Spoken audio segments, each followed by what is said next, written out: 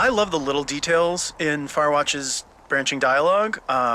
There are a lot of very subtle, hard to notice things that Sean put in while writing it that you really couldn't notice without multiple playthroughs, but they add up to this feeling that you're talking to real people who, just like real people, kind of echo back things you said earlier, who continue in jokes that have been established, et cetera, et cetera.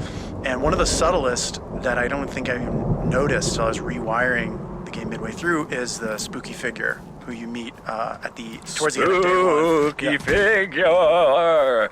If the teens call you a creep, Henry calls the guy who's putting a flashlight in his face a creep. Right. And he goes, there's some guy out here creeping, or he says something like, he's a creep out here. She's like, a creep, Henry. He's like, right. there's a guy who's spooking me out here. I don't like it.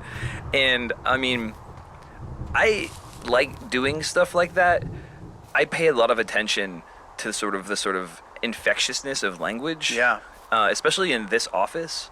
Someone will start using a turn of phrase that then I'll be at lunch with someone later, or I'll be out with Jake or whatever, and then I'll hear the phrase theory crafting through them, where it's like, like if somebody was saying, oh, there was a total creep outside at the bus stop, then it wouldn't be long, like 18 hours later, it would be totally conceivable to hear Jake be like, oh yeah, that guy's kind of a creep. I don't know if we should have him by or whatever. Yep. And I'd be like, man, okay, like that word is now like bubbling along the surface of our social network here. Mm-hmm. And people are like that. People are weird, sort of like passive, like non-participatory sponges sometimes. Yeah. And I just like putting that stuff in the writing. And you can do that in games in a way that you can't do that in other media.